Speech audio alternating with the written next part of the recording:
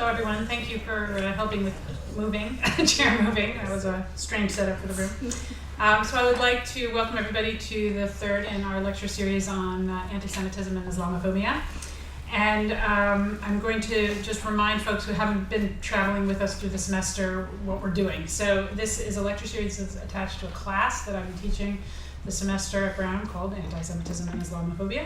And the first part of this experience together is going to be a lecture from our guest, and when the lecture's done and discussion's over, we'll take a 5-minute break, and then the students who are in the class will remain to discuss readings with the speaker. Others are welcome to stay, but as I've said for other times we've done this, it may not be as interesting, because if you haven't done the readings, we will be actually talking about particular texts. So those who have done the reading or are in the class are invited to stay for that part.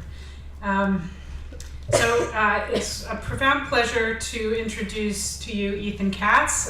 Ethan received his PhD in history from the University of Wisconsin-Madison in 2009, and since 2010 he's been assistant professor of history and Judaic studies at the University of Cincinnati.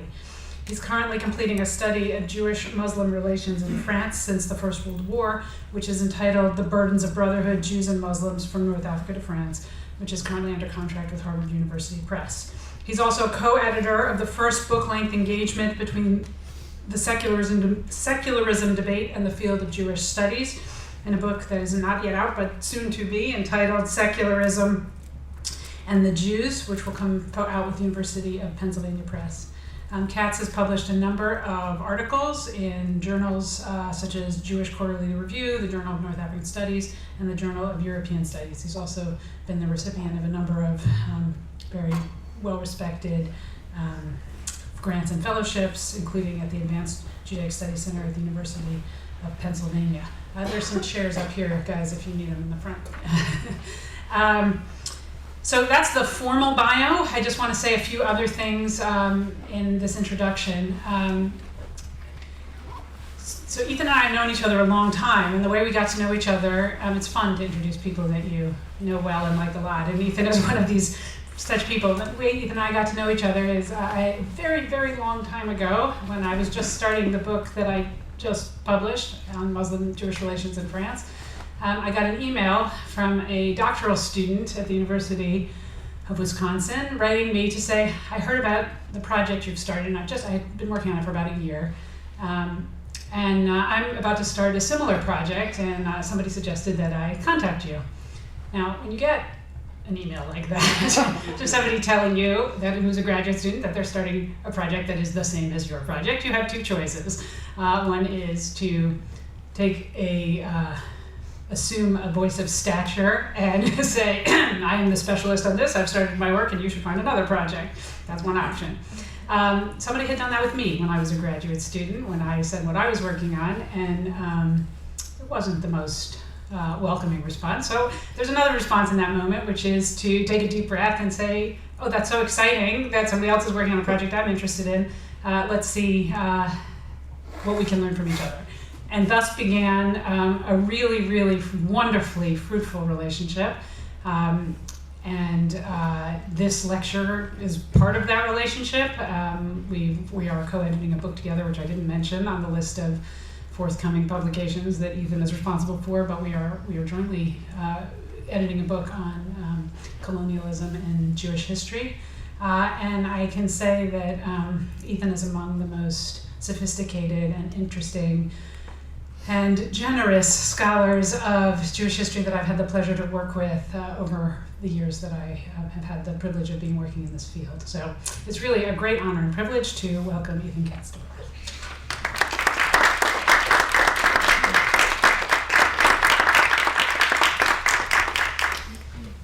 Well, thank you, Maud. I need to take you on the road with me. Seriously, thank you for that very warm and generous and touching introduction. Thank you for bringing me here and arranging all this. It's really a pleasure to be able to participate in this class on anti-Semitism and Islamophobia and to discuss this important topic here at Brown. Now, my talk today is supposed to be about colonialism, anti-Semitism, and Islamophobia in modern European history. This is a fairly vast topic. A number of distinguished scholars have written about it from various angles, and I can't possibly do justice to the whole topic in a single presentation today. Therefore, I'm going to focus more specifically on how colonialism shaped, utilized, and manifested itself in anti-Semitism and Islamophobia from the mid-19th to the mid-20th century.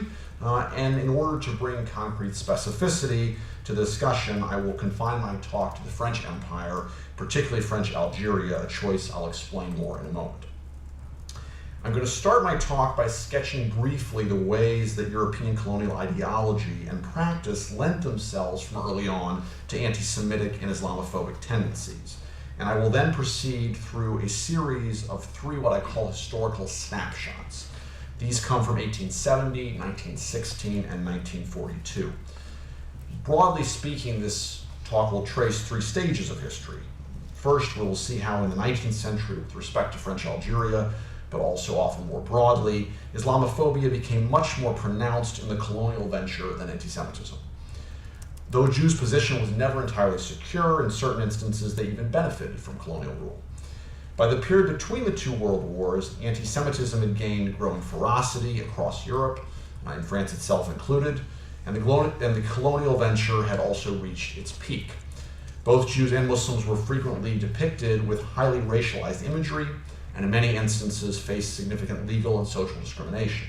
At the same time, Muslims in particular were often the target of propaganda campaigns meant to win their loyalty for one European power or another, as well as provocations meant to turn them against Jews. In the third stage, during the Second World War, the growing horror of the anti-Semitism of the Holocaust crystallized, and Muslims, meanwhile, found their positions remarkably elevated as Europe's colonial powers struggled to maintain control, and political forces of all stripes saw in Muslims a possible constituency for their wartime aims. So first, colonialism's attraction to anti-Semitism and Islamophobia. As we know, empires did not suddenly arrive on the scene of world history in the 19th century. Even as Britain, France, and in time lesser powers like Holland and Germany divided up large parts of the globe, conquering new territories, exploiting their resources, and subjugating their peoples, they in many respects acted simply as powerful states had for millennia. But the great difference was that this occurred in the Europe of the Enlightenment, the French Revolution, and modern liberalism. These developments had introduced a series of powerful claims about the existence of the nation-state, popular sovereignty, the public good, and more broadly, universal principles by which polities should be organized. Fierce battles raged throughout much of Europe regarding how far universal principles would go and by what criteria certain groups would be included and others excluded. Race, gender, religion, and class were among the criteria most frequently utilized to distinguish between full citizens and those who were something less. Exercising colonial rule while claiming to uphold some version of these principles of universalized citizenship forced European powers to face the question of how far the new notions of rights and equality might extend into their empires. Ultimately, by definition, the colony could not become home to universal rights. Settler colonies like Algeria attracted colonists in significant part because of the distinct privileges that they would have there, the opportunities that were uniquely available to Europeans for economic and political power.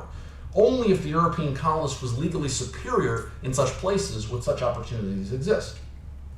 Another major motivation and rhetoric of colonialism was the so-called civilizing mission, whereby Europe would prepare colonized parts of the world to enter the civilized world and eventually, following their enlightenment and education, enjoy equal standing.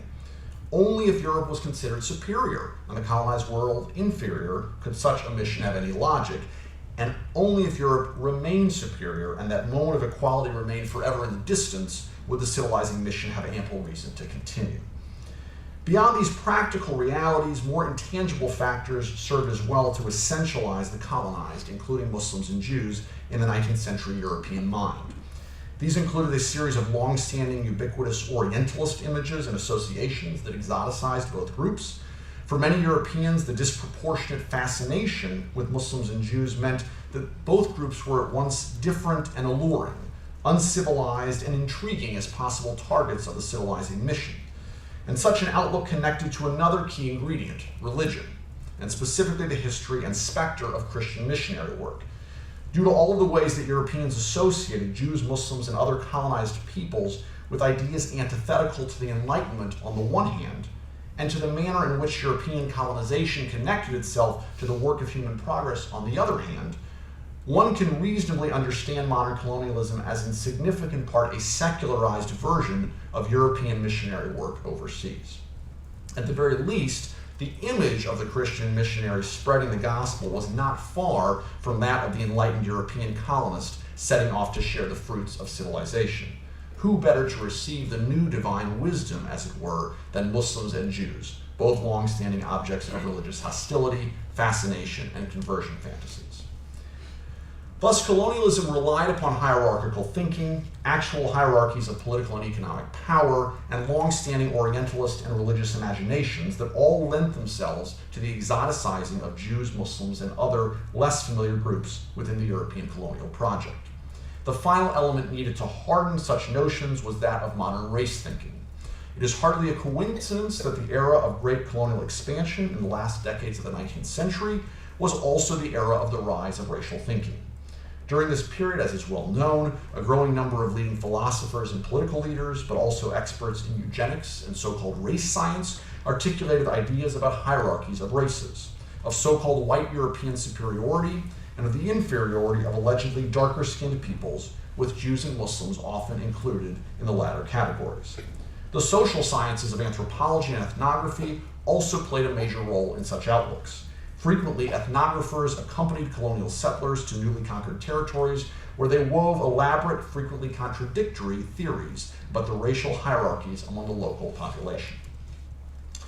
In light of these larger confluences between colonialism, anti-Semitism, and Islamophobia, let me explain briefly my choice to focus on France and the Francophone world. France's empire, more than any other, governed over large numbers of Jews and Muslims, often in the same lands, for well over a century. France took a particular interest in each of these populations in a manner connected closely to its own projects of nation and empire building. During the French Revolution of 1789, in an important signal of the universal rights and equality pledged by the revolutionaries, France became the first country in Europe to offer full citizenship to its Jews. By the 20th century, French statesmen and commentators, frequently referred to France as one of the world's great, quote, Islamic empires, because of its large colonial holdings with substantial Muslim populations in North Africa, the Middle East, and Sub-Saharan Africa. The case of French Algeria is of particular interest because the territory for most of the period from its conquest in 1832 to its independence in 1962 was not merely a colonial possession, but was actually part of France itself. So, technically speaking, most of Algeria by the 1840s is becoming like Lyon or Marseille or Paris in terms of its jurisdictional stature as part of France proper.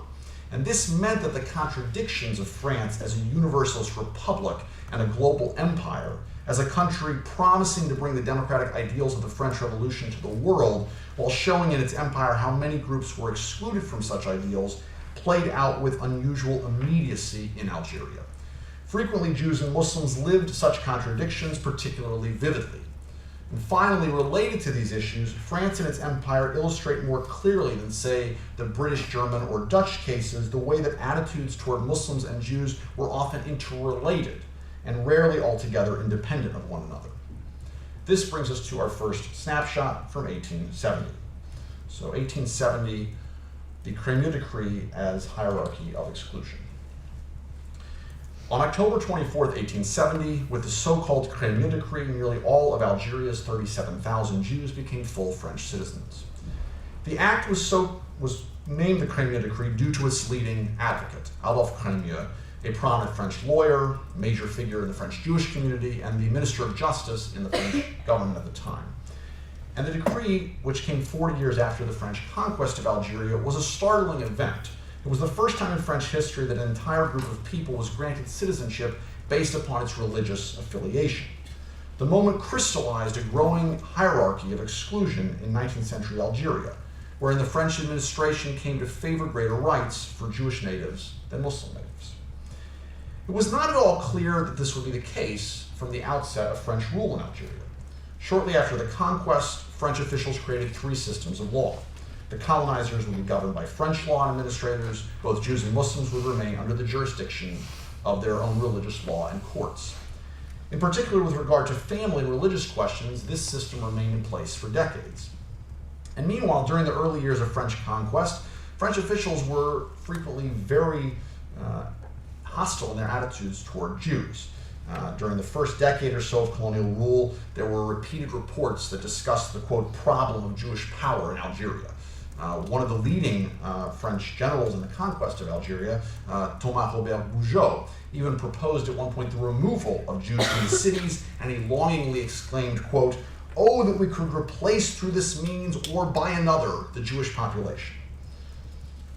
Nonetheless, French officials also began to see that they might benefit from seeking to partner with Algerian Jews. In part, this related to a constant concern that they would have as Algeria became a settler colony about the numbers in Algeria, that is, the number of French citizens. They were always looking for ways to increase the number of loyal French citizens there to have a higher percentage of the population vis-a-vis the larger native Muslim population. And in part, they also followed the direction of mainland French Jewry, which, in connection with its larger project of regenerating Jews as French citizens, began to explore the, quote, Frenchification of its fellow Jews across the Mediterranean. In 1842, with the help of the War Ministry, the official communal apparatus of French Jews, the Central Consistory, sent a fact-finding mission to Algeria. The report of the mission concluded that Algerian Jews, while living in poverty, could be, quote, regenerated, and could also be useful in the project of French domination. In 1845, the consistory founded branches in all three major Algerian cities, Algiers, Constantine, and Oran. And during the ensuing 2 decades, French Jewish leaders and representatives sought to modernize and Frenchify the lifestyle, practices, and outlook of Algerian Jewry, and to lobby the French government for their emancipation. We should note that sentiments among Algerian Jews were far more resistant. These often produced heated conflicts between metropolitan consistorial representatives and the Algerian Jews that they were seeking to, quote, Frenchify. Throughout the 19th century, as the work of historian Joshua Schreier has recently argued, colonial and French Jewish reformers often focused on the family as a crucial index of sophistication and civilization for Algerian natives. They frequently contrasted the relative permeability of the Jewish home with that of the Muslims. French Jewish reformer Joseph Cohen, for instance, in an 1843 article in the French Jewish newspaper Hierarchies of Exclusion, praised what he termed the, quote, unveiled, accessible status of the Algerian Jewish woman in contrast to the closed, sequestered existence of Muslim women. He extended this depiction to one of broad differences between Jewish and Muslim, quote, domestic interiors. In the same 1842 report from the fact-finding mission to Algeria, and repeatedly thereafter, French Jewish reformers and their allies would draw sharp contrasts between stereotypes of veiled, domesticated, separated, unexposed Arab Muslim women beyond the reach of civilization and the increasingly free, open, educated, and civilized Algerian Jewish girl. Legislators, Jewish reformers, and legal theorists alike repeatedly identified Jewish and Islamic family law as the greatest obstacle to the naturalization of Algerian natives. Indeed, colonial lawmakers and reformers repeatedly invoked Jews and Muslims' alleged inability or unwillingness to accept, specifically in the realm of family, the distinction between civil and religious law. And this context proved crucial to the July 14, 1865 Senatus Consult, a new law that made all Algerian natives French nationals and stipulated that an individual Jew or Muslim could become a French citizen, but that in order to do so, he had to request to be governed solely, quote, by the civil and political laws of France, giving up his Jewish or Muslim personal status. That is, his right to be governed by Jewish or Muslim law in regard to family and religious life. This did not produce a swell of attempts to become French citizens, as you might imagine. By one count, between 1865 and 1870, only 20 Jews opted to abandon their, quote, personal status in favor of French civil law. Debates about Jews' readiness for naturalization and whether Jewish or French family law should govern their lives continued, ultimately resolving with the 1870 Kremlin decree that gave them citizenship and placed them fully under French jurisdiction. For many Jews in Algeria, the change was neither expected nor welcome. But in the ensuing decades, widespread attendance at French public schools, mandatory military conscription, economic upward mobility, and corresponding shifts in residential patterns all caused growing numbers of Algerian Jews to move away from traditional North African customs and to embrace Frenchness as their primary national and often cultural identity. The Kremlin decree had no equivalent among Algeria's Muslims, for whom the 19th century proceeded very differently. While various reform acts improved the legal status of Muslims in Algeria during the first half of the 20th century, it was not until 1958, so 88 years later, 4 years before Algeria gained its independence from France, that the group would actually achieve fully equal French citizenship. The decades following the Kremlin decree saw the rise of an anti-Muslim, and as we shall see, also anti-Semitic, Latin identity in large facets of the European settler society of Algeria. And this was shaped in significant part by the territory's large population of immigrants from Spain, Italy, and Malta. One of the key events in the political radicalization of these segments of the settler class and political administration in Algeria was the 1871 Mokrani Revolt. Only months after the Kremlin decree, the northern mountainous region of Kabylia witnessed a brief but fierce guerrilla uprising led by a local sheikh, Mohammed el-Mokrani. The revolt was crushed brutally by the French, and in the years and decades to follow, they expanded, systemized, and brutalized their colonial presence. The European settlers and colonial administration, meanwhile, were deeply alarmed by this sign of resistance from the colonized. Many settlers and colonial officials were certain it was the fault of the Kremlin decree itself, and also saw in Jewish emancipation the haunting prospect of all other native Algerians, i.e. Muslims, gaining equality as well, an event that would have turned their colonial rule on its head. The fact that a large percentage of these settlers came as well from outside of France made many feel the need to assert their French patriotism even more strongly. Often this took the form of accentuating the difference of Jews and Muslims. In 1871, a movement arose to revoke the previous year's Kremlin decree and strip Algerian Jews of their newly won citizenship, but it was defeated in significant part through the sort of backdoor work of Adolphe Kremlin himself in Paris. Yet nonetheless, from this period until the Vichy regime, anti-Semitism would remain a constant of Algerian political life. And this stemmed from an effort to deny that Jews could really be Frenchified and to question their belonging to a ruling caste primarily made up of those of Catholic and Latin origin.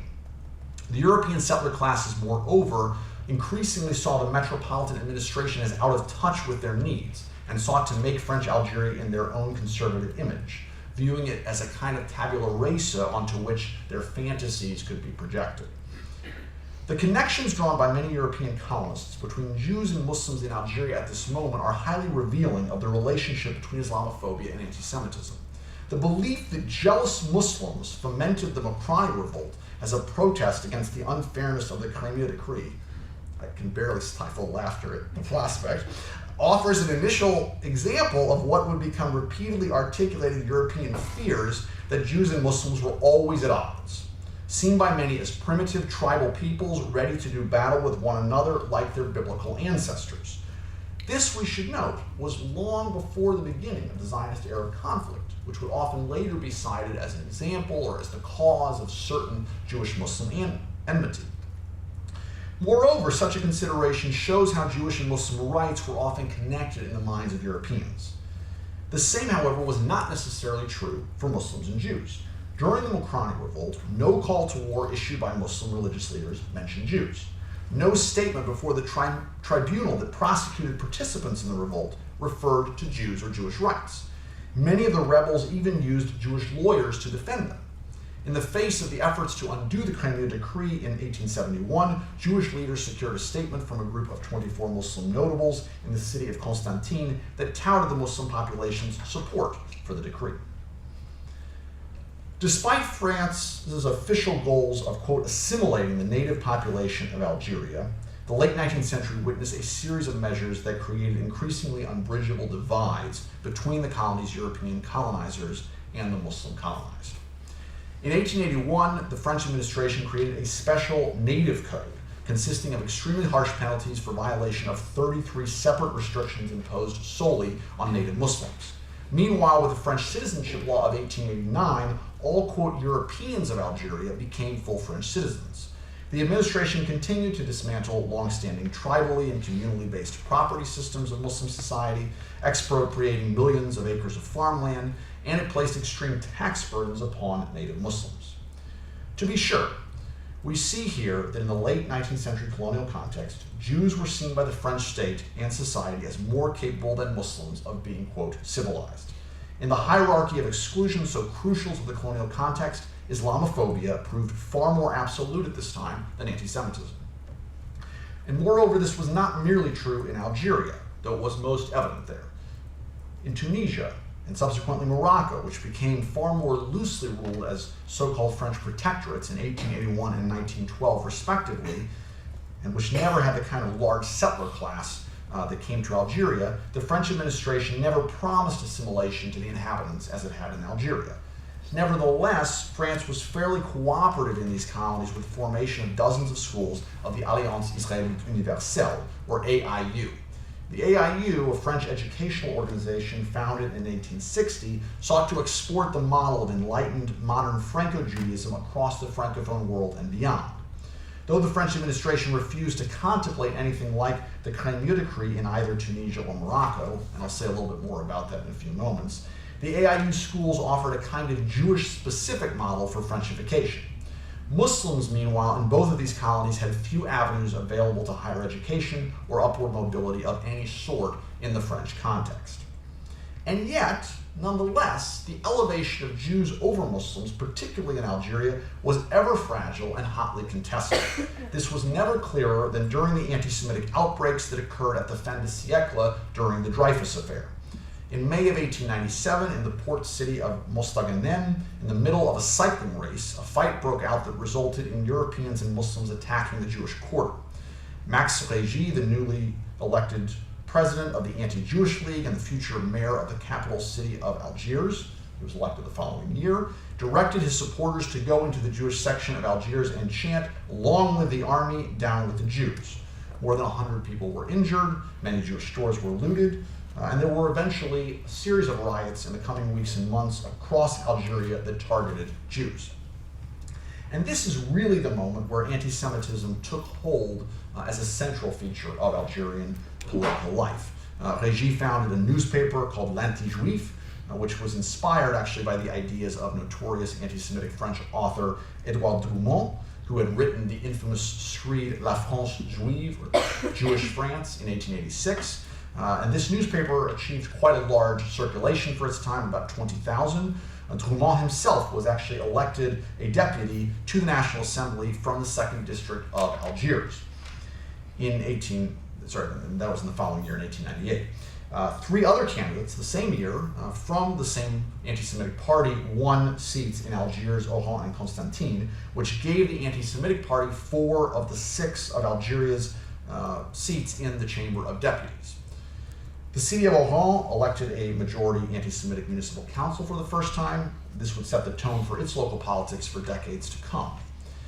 During the affair, as alluded to already, a number of Algerian Muslims who had previously been calm in the face of anti-Semitic provocations did become hostile and attack Jews. And this is a momentary switch, but it's a significant one that would in some ways preview events of later decades.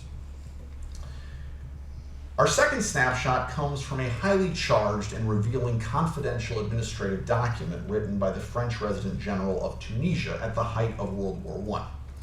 And in order to fully appreciate its contents, we need to set the scene, as it were. From 1914 to 1918, in the course of the First World War, over 800,000 subjects of the French Empire came to metropolitan France to fight on the battlefield or work on the home front, and almost 400,000 of them were North African Muslims. There was about 260,000 who were soldiers, about 130,000 who were laborers. So this group made up a strong plurality of those colonial subjects engaged in the war effort. At the same time, about 38,000 Jews from France and North Africa fought for the French armed forces, and many members of both groups really saw their service in the war as an opportunity to further or complete their integration into the French nation. In many respects, this proved simpler for Jews than for Muslims, given their longer-standing presence in France, their centralized communal structure, and their high levels of acculturation into French society. So in a sense, we could say that if Jewish service was a kind of affirmation of their belonging in France, particularly relevant, coming only about 10 years after the end of the Dreyfus Affair, for Muslims, service to the French war effort was more of a plea for basic recognition and rights. But the division was neither so stark nor so simple. First of all, despite the vaunted, quote, sacred union of Catholics, Protestants, and Jews during the war, and the fervent and very visible participation of Jews in the war effort, anti-Semitism hardly disappeared. The summer of 1915 saw a wave of accusations about France's Russian Jewish immigrants shirking their duty. This led many not to enlist or even to flee the country. And in the course of the war, there were over 150 publications that appeared in France that attacked such alleged subversive forces as Jewish German spies or the Jewish Masonic conspiracy. Muslims, meanwhile, fought in far greater numbers than Jews, and they proved their value on the battlefield and the home front and began to develop new levels of political consciousness. During the war, on the one hand, French officials and politicians were observing firsthand that North African Muslims offered powerful possibilities for fulfilling various aspects of nation and empire building. On the other hand, as hundreds of thousands of Muslims fought under the French colors and carried French arms, they were acquiring new power that made the prospect of their insurrection more terrifying than ever. In forming colonial policy in North Africa, Jewish and Muslim interests and positions had to be considered very carefully then alongside one another. In this context, we can begin to appreciate the arresting document that I just mentioned. In autumn of 1916, Minister of War Pierre Roch wrote to the Resident General of Tunisia suggesting that in an effort to maximize the 1917 recruitment class of native troops, perhaps it would make sense to add a call to arms of all Tunisian Jews, who were originally not included in military recruitment in Tunisia. In his lengthy, revealing reply, which he marked confidential, Resident General Gabriel Alapetit unleashed a screed against Tunisian Jewry upon which he relied to reject the minister's suggestion out of hand. Alapetit acknowledged that it was, quote, natural to compare Tunisian Jews to Algerian Jews, but contended their situations were dramatically different. Alapetit assumed that conscription among Tunisian Jews would translate into granting them citizenship en masse, an act he viewed as a costly provocation to Muslims. Quote, "We must choose," he wrote, "if we orient ourselves toward an extension of the Kremlin decree to Tunisia, this would be to accept the obligation going forward of containing the Muslim population only by force.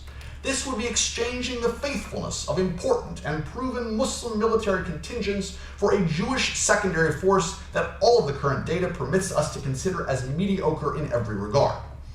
Alapetit described Jews as clannish and utterly disinterested in integration, the French cause, or any greater good, and characterized their conduct since the start of the war as ungenerous and exploitative, even, quote, parasitic to the potential, quote, ruin of many Muslims. In this context, he foresaw grave dangers in giving them a path to citizenship, claiming, quote, "Until the present political power has escaped the Jews in Tunisia, it is the only force they lack. They know well that if they have it, the enslavement of Muslim natives won't be long in coming." Deeply concerned about how Tunisian society would be disrupted by Jews serving en masse, and implying that Jews were cowardly as soldiers, Alapetit explained further that up until this point, Muslims had made sacrifices and submitted to France's military demands, but, quote, "that is on the condition that the Israelites do not mix with them and do not spread here the cry of run for your lives." Meanwhile, according to the Resident General, since the start of the war, Muslims had already experienced numerous attacks by Algerian Jewish soldiers stationed in Bizerte and Tunis, who, quote, "adorned with a French uniform and armed with a bayonet or a revolver, cannot resist the desire to strike Muslims." Whew. Alapetit's document was remarkable in displaying so openly such virulent anti-Semitism from a high-level colonial official. But it encapsulated a wider culture in which the French administration in Tunisia repeatedly expressed profound misgivings about Jewish conduct, and specifically the volatility of Jewish-Muslim interchanges. In December of 1916, Simon Journo, a Jewish soldier home on leave, was incarcerated for the murder of a Muslim. The official who wrote up the report concluded by citing, quote, "the frequency and gravity of disorders by which the Israeli soldiers are at fault and of which the Tunisian Muslim indigènes are nearly always victims." In this document from the French Governor General from World War I, Once more, we can see how, for French administrators and politicians, Jews and Muslim statuses were ever interrelated. Fears about one group closely informed attitudes about the other, and vice versa. In several ways, the First World War would perpetuate the growing interest in both Jews and Muslims as players in colonial politics. The reforms of the so-called Journal law of 1919, while relatively tepid in comparison to the expectations aroused by Muslim wartime service, would offer a limited form of citizenship to tens of thousands of Algerian Muslims that enabled them to take an active role in local politics. More broadly, the war provided a political education to the hundreds of thousands of Muslims from North Africa who spent considerable time in the metropole, tasting the fruits of greater equality and gaining exposure to mass political movements such as liberal republicanism and socialism. Such a development continued with the more long-term arrival of tens of thousands of Muslim laborers in mainland France in the years following the war. This produced new political mobilizations of Muslim emancipationists, religious reformers, communists, and by the late 1920s, anti-colonial nationalists on both sides of the Mediterranean. Meanwhile, two broader developments of World War I worked as well to fuel the politics that would shape political attitudes and practices toward Jews and Muslims in France and across much of Europe in the 1930s and 1940s. First, the end of the Ottoman Empire brought millions of Muslims under European control in the British and French Middle East Mandate territories. In this context, the British made promises to both Jews and Arabs that turned Palestine into a fiercely contested territory with transnational implications. This gave a new urgency to competing European efforts to curry favor with significant parts of the Muslim world, leading to substantial propaganda campaigns, particularly by the 1930s. The Palestine Mandate also heightened the sense of inevitable Jewish-Muslim conflict as a consideration in domestic and imperial politics. Secondly, the untold violence of the war and its profoundly destabilizing effects on European society, politics, and economy helped to unleash what George Mossad famously called the, quote, brutalization of politics. Through this dynamic, political violence of language and physical attack became far more accepted. Ideas of exclusionary racial nationhood spread beyond a small faction of the extreme right, and fascist movements with paramilitary wings came to the fore, including in France by the 1930s. This brings me to our third and final snapshot from 1942, the sudden emergence of Muslim enthusiasts of fascism. On March 29, 1942, a meeting of the quasi-fascist, racist, ardently collaborationist political party, the Parti Populaire Français, or PPF, took place in Paris's large Magic City meeting hall. The meeting focused on the theme of, quote, French imperial unity, and was the product of a massive publicity effort that had included the production of 100,000 pamphlets and 2,700 posters in the weeks preceding the event. Three leading Muslim members of the PPF, Sheikh Mohammed Zouani, Mostafa Ben Yema, and Siad Belgoul traveled from Algeria to speak at the meeting. As they mounted the lectern, Belgoul, Ben Yema, and Zouani found themselves standing before an audience of 800 spectators, including 350 to 400 Muslims, and behind them had been erected an enormous image of PPF party leader Jacques Doriot above Arabic words that translated as, quote, our policy, governing with justice, respecting religions, and partnering in the general welfare.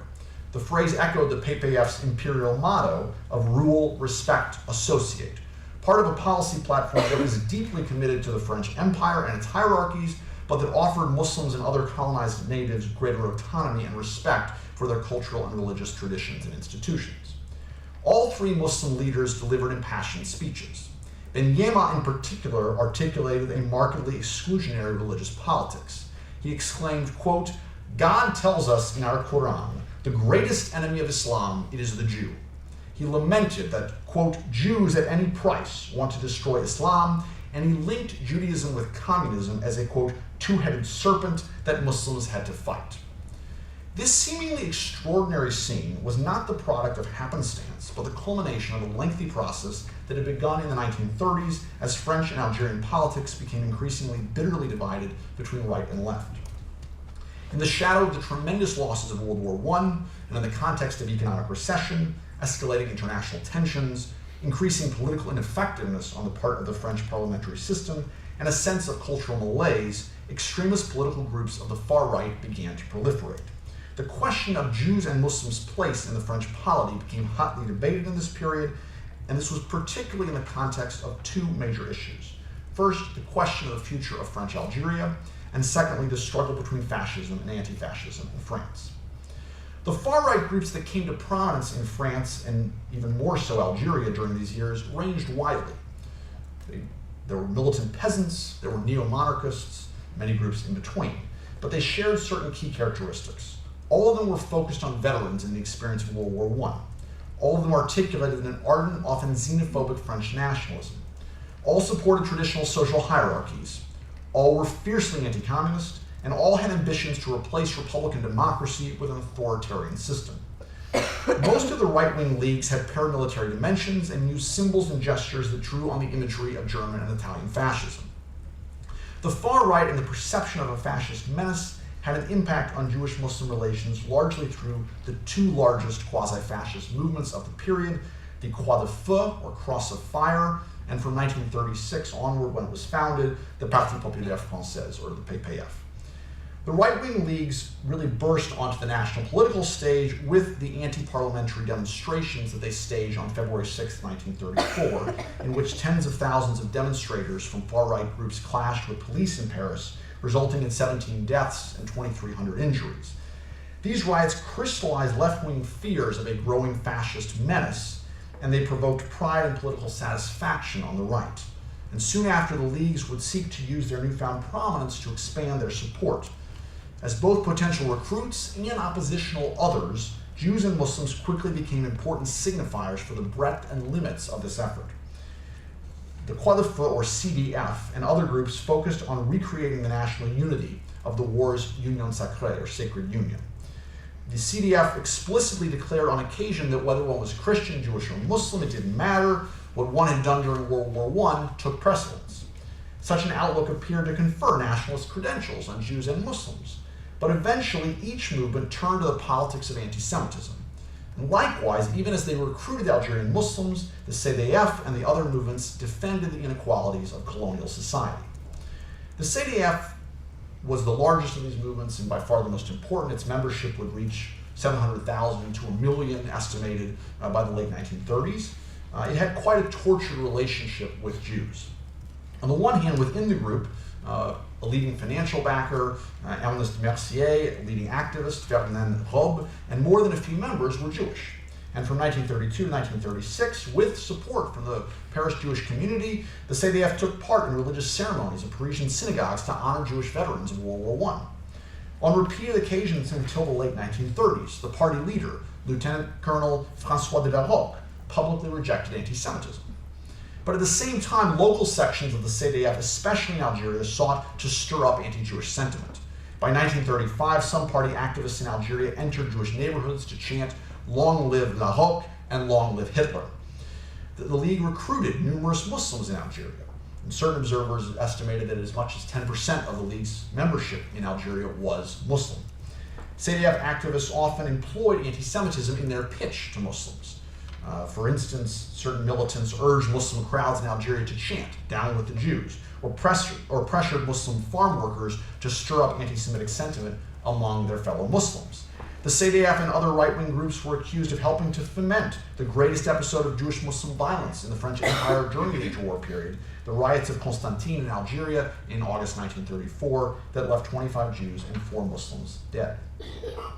It was in this context that on the 4th of April 1936, the popular Jewish anti-racist organization, the Ligue Internationale contre l'Antisémitisme, or the Ligue, featured a satirical cartoon on the cover of its newspaper, Le Droit de Vivre, the Right to Live, which targeted the Croix de Feu.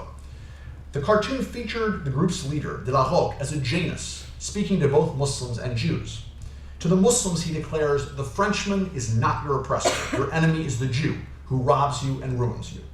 To the Jewish audience, meanwhile, he exclaims, quote, "A wave of anti-Semitism would be disastrous for our country."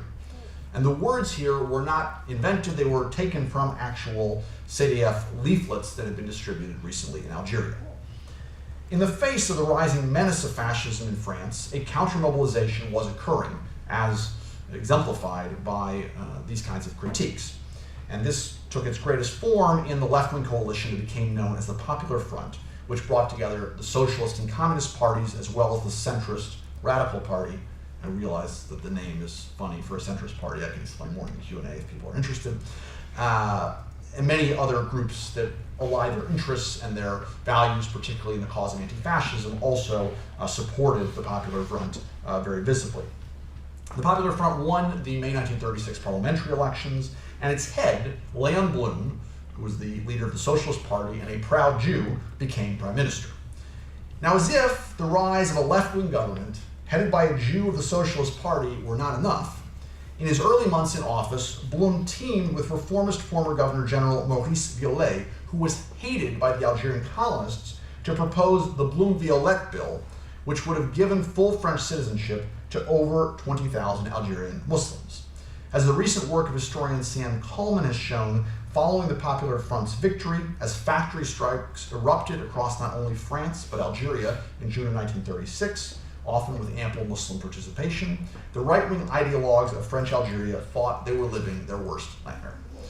A wave of anti-Semitic violence, which had already been brewing in the preceding months, finally erupted across Algeria in full fury. It was particularly strong in the right-wing stronghold of Oran. Just to cite one of numerous incidents there that really became commonplace, on June 26, members of the CDF in Oran trashed the inside of a local bar as they chanted anti-communist slogans. They then proceeded to the Jewish quarter, yelling "Down with the Jews," "Blum to the gallows," and "Long live fascism." As I say, these incidents became quite commonplace in the weeks and months that followed. And what we see here is that fear of Jewish power, Muslim revolt, and leftist reform coalesced into a single movement of political violence. Anti-Semitism was in the lead, but Islamophobia was quite present as well. It was in the period following the election of the Popular Front that Jacques Doriot and his PPF party was formed and would begin its own recruitment of Muslims. As the Popular Front government collapsed, and along with it the hopes for the Blum-Violet reform, many Muslim activists who had placed their hopes in the anti-fascist coalition became deeply disillusioned with both the Popular Front and more broadly the notion of left-wing reform and Republican government. And some were suddenly, therefore, more receptive to groups like the PPF, which really redoubled their efforts in the aftermath of the collapse of the Popular Front, redoubled their efforts, I should say, to recruit Muslims. And so the PPF, which had exhibited its own somewhat ambiguous relationship to anti-Semitism in the early years, became more decisively anti-Semitic, particularly following the death of a leading party member, David Abransky, who was Jewish, in February of 1937. Soon after that, its platform in Algeria declared, quote, "North Africa must be totally freed from Jewish control." And one French police report in 1938 described its message to Algerian workers in Marseille as, quote, "France is in the hands of the Israelites. That is why North Africans do not find work and are in misery, because the Jew, being your enemy, only looks to do you harm." By the late 1930s, then, the far right in France and Algeria felt threatened enough by the prospect of a leftist Jewish-Muslim alliance that it concentrated its greatest hatred on the Jews, perceived as uniquely powerful and serving as a convenient and increasingly popular scapegoat. Such conceptions reached their zenith, of course, with the Vichy regime during the Second World War. The period confirmed in the most tragic way possible that anti-Semitism was now more prevalent among the French state and society than Islamophobia. Jews, of course, officially became non-Aryans and faced a series of lethal anti-Semitic measures from Vichy and the Nazis. In Algeria, all Jews lost their French citizenship in autumn of 1940. But what may surprise us more is that Muslims in France and North Africa, even though most still lacked French citizenship, racially became akin to Aryans. I've written more about this elsewhere, and I'd be happy to discuss it more in the Q&A. In short, it reflected strategic choices on the part of both Vichy and the Nazis as the French state and its occupiers competed fiercely over the future of French North Africa and the broader empire. Here, the resident general Alapetit's desire to enlist Muslims in the French cause and his certainty about Muslim-Jewish tension achieved a kind of logical fulfillment in imperial politics. In the course of the war, the Vichy regime and leading French collaborationist political parties like the PPF reached out to Muslims, giving Islam newfound presence in the French public sphere and recruiting Muslim support. It's only in all of these contexts that we can understand this 1942 meeting that served here as our final snapshot. Lest we be left, however, with the mistaken impression that most Muslims in the French Empire during World War II were anti-Semitic fascists, this was far from the case. We should note that for all of its publicity efforts, this meeting only attracted a few hundred Muslim participants among the tens of thousands who lived at that time in the French capital. Moreover, those who did support the Nazis' Vichy or collaboration often did so for reasons other than anti-Semitism. Anti-colonialism, or the hope that the Germans or Vichy would be better masters than the Third Republic governments, proved to be among the most common motivations. So what we've hopefully seen through these three snapshots, and much of the period in between, is a kind of process of evolution. In French colonial hierarchies of exclusion, where both anti-Semitism and Islamophobia figured prominently, it was first Islamophobia in the 19th century that seemed most important. Then, following World War I, a kind of competition emerged between Islamophobia and anti-Semitism within extremist right-wing politics, and then the Second World War saw the tragic resolution of this competition in the Holocaust and a surprisingly promising political environment for Muslims. Let me conclude by noting that at no time were anti-Semitism or Islamophobia separable from one another. Rather, they were often mutually reinforcing, either through policies of divide and rule or through the heightened fears they produced about both Jews and Muslims and their combined danger on the part of French authorities and right-wing political groups. And we see here that rather than being treated in isolation, as they so often have been by scholars, in contexts where Jews and Muslims were present both as people and as images, they must be studied in tandem. As has been clear repeatedly through a series of new twists and turns in Islamophobia and anti-Semitism in France and beyond since World War II, the two stories remain intertwined. For contemporary commentators as well, then, who are often too quick to focus on one phenomenon to the exclusion of the other, such an entangled history bears remembering. Thank you.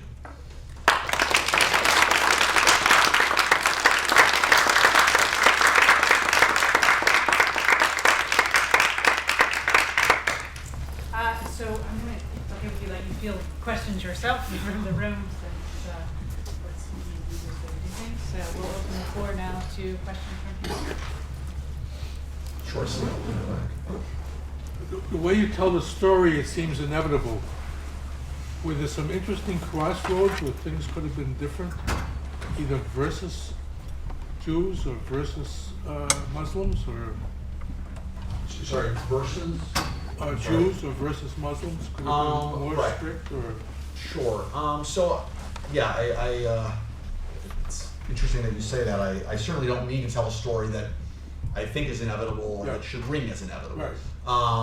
I think that the First World War is one example of such a juncture where there were significant proposals for much greater reforms for Muslims, and these reform efforts were stamped out and had, for instance, as a number of people proposed, had all Algerian Muslims who fought in the war been made French citizens, it would have altered the political landscape in Algeria much more dramatically. Now, having said that, the singling out of Jews and Muslims that took place in French policy from very early in Algeria did a lot to define the political landscape. And that meant that for many Jews and Muslims and just French observers, Christian colonists, their only way to understand a whole series of encounters was as between Jews and Muslims. Yeah. When, of course, for many Jews and Muslims and Christians, ethnic or religious identity was not necessarily foremost in their minds. So that did a lot to define the political landscape, but I think World War I is a crucial moment. I think one could even argue that the failure of the Blum-Violette reforms in the 1930s made the brutality of the rest of the period of colonization and then decolonization in Algeria much more likely. That is, I think it would be foolhardy to say that had those reforms gone through, somehow Algeria would have then happily been part of France. But I think it is possible to imagine a more sort of organic process of decolonization in Algeria, more on the order of something like the British experience in India, not to say that that was smooth and simple. Good question. Thank you kindly. At the end of the Second World War, In Algeria, it was found that there'd been established large amount of, for use of a better word, concentration camps that were never populated or used. How does this fit into your narrative? Right, so that's a very good point, and it's actually relatively little known. Broadly speaking, in North Africa, there were over 100 labor camps established during the Second World War, and a very significant number of them were actually used. Now, they were not used exclusively for Jews. They were used for a variety of groups of political dissidents, other minorities. Jews figured disproportionately among them, as they did in concentration camps in Europe that were not, quote, specifically for Jews. Tunisia is actually the case where we have good reason to believe that the Germans were very interested in actually using extermination methods had they been there long enough, because it's the only area where the Germans occupied a portion of North Africa for about 8 months of the war, from late 1940 to mid-1943. But you know, the fact is the policies of the Vichy regime, and with the support of the Nazis, and I say that carefully in the sense that many Vichy policies preceded the Nazis, asking them to do it, right? The elimination of citizenship for Algerian Jews in autumn of 1940 was entirely a Vichy initiative. The Nazis did not force them to do that. But those set of policies were viewed as a great betrayal by many Algerian Jews. They were remembered as a betrayal by many Algerian Jews. It also took a very long time for Algerian Jews' citizenship to be restored after the Allies landed in November of 1942 and liberated Algeria. It took almost a year because the Governor General, who sort of took over immediately after the Allied landing in Algeria, even though he was relatively loyal to the resistance, Henri Giraud, he was anti-Semitic, he was supportive of the settler classes and their opposition to Jewish citizenship. And so he once more revoked the Kremlin decree, even when he reversed all other Vichy legislation in Algeria. So there's this big picture of settler anti-Semitism into which I think those camps fit. And one of the remarkable stories of the war, which I didn't get to, is the fact that by and large, Muslims in Algeria were extremely sympathetic to their Jewish neighbors during the war, and that was something that was spoken about by many, many Algerian Jews for decades after the war. There are calls from Algerian Muslim leaders during the war to their followers to not take Jewish property, to not support the anti-Semitic measures of the Vichy regime. And so this is a moment where the provocations that are very much there from Vichy don't actually, generally speaking, work, which is interesting. It appears to be the case that the relegation of Muslims to a lower Jews to a lower status than Muslims was not something that really excited most Muslims. Muslims mostly wanted greater rights for themselves. And actually, many of them said, wait a minute, if the granting of citizenship is as fickle as that it can be undone in a second, the French citizenship is even less enticing than we thought it was, because it's capable of being reversed at a moment's notice. So, questions? Oh, please go ahead. I was wondering if you'd explain more. You mentioned that French officials were hostile towards Jews in your first snapshot, and I was wondering if you'd explain more the power struggle and why they were targeting Jews specifically. It's a good question. So, you know, basically there's a perception that's not entirely unfounded, particularly in certain regions, that Jews have a lot of economic power when the French landed in Algeria. And the truth is, it's a very small number of Jews, but there are certain Jews who are extremely wealthy, and they're very hard to control in terms of legally speaking. They often have protection also from the British. They sort of operate between borders of Algeria and Morocco, and meanwhile they have all of this power in the local economy in a way that, sort of, as you're trying to set up a colonial administration, a colonial economy, is very hard to work with. So it became very frustrating to certain colonial officials very quickly, and they sort of leapt from there to kind of age-old stereotypes about Jewish power and Jewish greediness and these kinds of things. So, and there had also been Jews who joined in the resistance, which was much more widespread among Muslims, but there were Jews who participated in that as well. So I think a lot of the officials who arrived there were already probably shaped by anti-Jewish stereotypes of Catholicism, which were very widespread in France at this time, and they saw certain things reinforced for them on the ground in ways that they found very frustrating. So we were talking about this as we walked in, but I'm curious if you could speak a little bit more. So in our class, we've been talking a lot about the legacies of Christianity in shaping relations towards Jews in Europe and Muslims outside of Europe, and then maybe later Muslims in Europe. Right. The story you tell, and I'm very sympathetic to the story obviously, is one very much grounded in local political contingencies. Actually, to my mind, not so inevitable, but as, in other words, a response to particular troubling developments on the ground, whether abroad, or whether in Algeria or in France. So I guess I'm wondering, especially given how you ended, about how these stories are forever and constantly entwined, how much emphasis you would want to put on that point you made early on about Christian, sort of thinking about colonialism as a missionizing experience with the emphasis on Christianity, and how much you wanted of this story you want to emphasize on particular sort of struggles for power in each of the solutions. Well, that's a great question. To some degree, the local struggles are, in my larger, in my book, I talk a lot about triangularity between France and Jews and Muslims. And I didn't use that language here, but the local struggles are still very much a product of, if we want to think about Islamophobia and anti-Semitism as intertwined in France, it's partly because they're kind of in this triangular relationship with the French state and French society. So that is to say that even though these are local struggles produced by contingency, they're also produced in this kind of larger, ongoing relationship.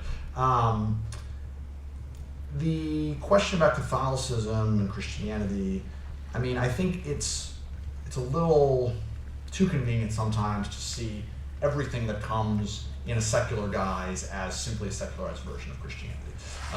So I think we want to avoid that. I do think that Catholicism in 20th century France, broadly speaking, is quite a bit more important than many historians treat it as. And if we just want to look at sort of one little case study, Aryaskovich has recently published a very fine book called The Modernity of Others, in which he shows that in both France and Germany, Jews really used anti-Catholicism to their advantage in the 19th century to position themselves as modern. They used stereotypes about Catholics that were emergent among those who were secular liberals to say, we're different from Catholics, we're against Catholics, and that's how we show that we're modern. During the First World War, Jews do everything possible to show how similar they are to Christians in many respects. And if you look at the way Jews constantly tout their participation in the so-called Union Sacrée, or the Sacred Union, the way Jews are particularly proud, for instance, of the famous story from autumn 1914, where the chief rabbi, Abraham Bloch, is killed while he's offering the last rites to a Christian soldier and putting a crucifix on his neck. They are thrilled by the story. They print the story over and over again. And what better story to show Jewish proximity to Catholic France, if you will. And meanwhile, stories about Jewish-Muslim brotherhood in the trenches are much less often talked about in most discussions, I should say, of Jews fighting, Algerian Jews fighting in regiments that included Muslims, never mention their Muslim comrades. So I think that in those ways, Catholics are part of this triangle, and a kind of desire to be proximate to Catholicism often could shape the way Jews and Muslims interacted with each other. I'm not sure that fully answers your question, but Paris? Thank you for a very inspiring talk. I would like to invite So you. depressing, but okay. We've been having quite a few depressing talks this past week here at Brown. I was wondering whether you could elaborate a little bit more on the semantics, on the nature of anti-Semitic discourse in France. More precisely, there is a big literature on anti-Semitic discourse in France. I was wondering, bringing in the colonial dimension, the fact that we here have to do with not Ashkenazi or European assimilated Jews, but with Maghrebi Jews, coming from a very different cultural tradition, or supposedly representing a very different one.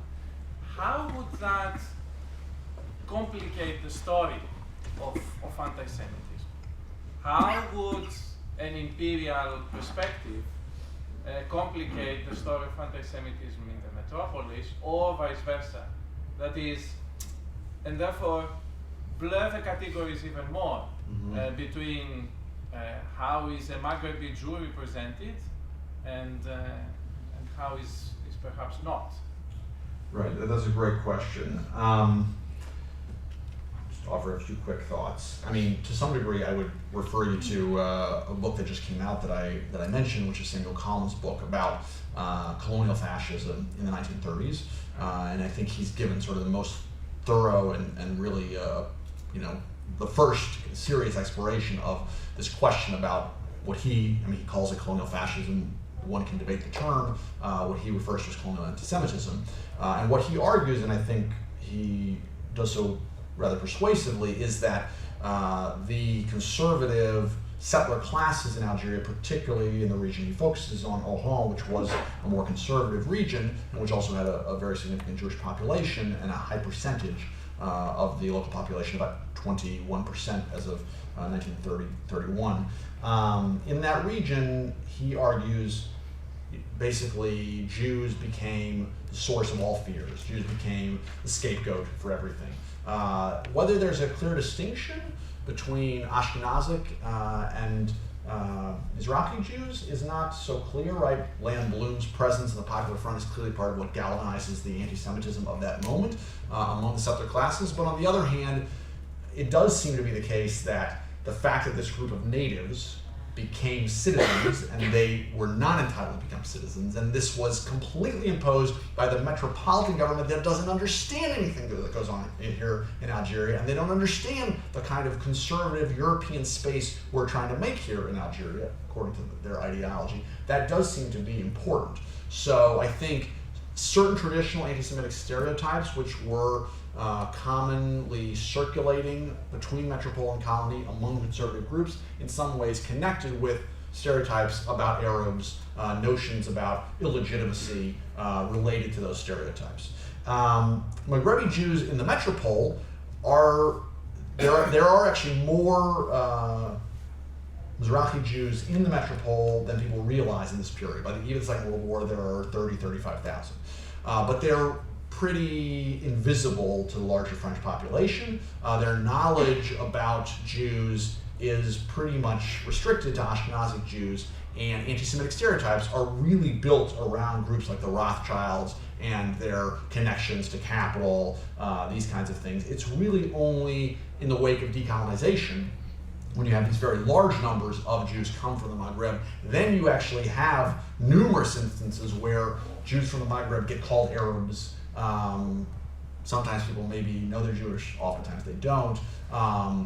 And so they have this case of being associated with the colonized. I think that broadly speaking, you could say that the way in which the difference is significant is that Ashkenazic Jews are, even as early as the 19th century, potentially at least white, and the Jews in Algeria are, for many people, even as they become French citizens, particularly for many anti-Semites, they're lumped in with other, quote, Arabs or indigènes as not white, and therefore there's quite a difference in the racial conception of the two groups. Do you have other questions? Is there a hand over here? No. Okay. I actually have one other before we end this officially, but because you alluded to it, and I think there's interest in the room. I'm surprised nobody's asked about it. If you could just say a little bit more about the impact of the Middle East on the story that you're telling. I'm doing this mostly for my students, so I feel I've not asked this question, but I think there's interest in my class on that question. Right. Well, yes, of course, to some degree it might be called an elephant in the room. So I think, right, so I allude to the fact that the First World War is important for many reasons, including this sort of real emergence of Palestine as a contested space. And what we see in the 1930s is this very fierce effort of a series of colonial powers to compete for allegiance, partly in North Africa and partly in what is suddenly seen as a more kind of open playing field, if you will, of the former Ottoman states of the Arab heartlands, Syria, Egypt, Iraq, Palestine. And in that context, you see tremendous anti-Semitism directed toward Arabs who are perceived as naturally receptive to it because they were already hostile toward Jews. Now they feel Jews have usurped their land in Palestine. We know all the Arabs love Palestine and hate the Zionists for being there, right? I mean, that's sort of the assumption. And the impact of that propaganda is hard to calculate. It doesn't seem to have been enormous, given the relatively small numbers of Muslims who actively participate in collaboration from those territories during the Second World War. But it is real, and it does help to provoke conversations and debates among a lot of Muslims in those regions during the 1930s about fascism, about what they think of fascism, and it certainly provokes thoughts about alliances of convenience with fascism. The Algerian nationalists go to Berlin, not all of them. Their leader, Masali Haj, completely condemns it. But a number of the leading Algerian nationalists in France go to Berlin in 1939 to try to meet with the Nazis and say, we want to work together. Give us arms. We'll help you. And they do that because they're convinced of a possible alliance of convenience. So I think what happens is a whole new sort of playing field of politics for largely in many ways Muslims opens in the Middle East, and that provokes a very strong anti-Semitic propaganda that's directed toward Muslims, and it may also help us to understand some of the greater sort of ambiguity about Muslims in other places in terms of the sort of larger effort to attract them. Logically, one had to avoid being too shrill in terms of Islamophobia in, say, the metropole in the 30s if one hoped to attract support of Muslims elsewhere. So that's a great question. Any other questions? Okay, well then we will thank Professor Katz.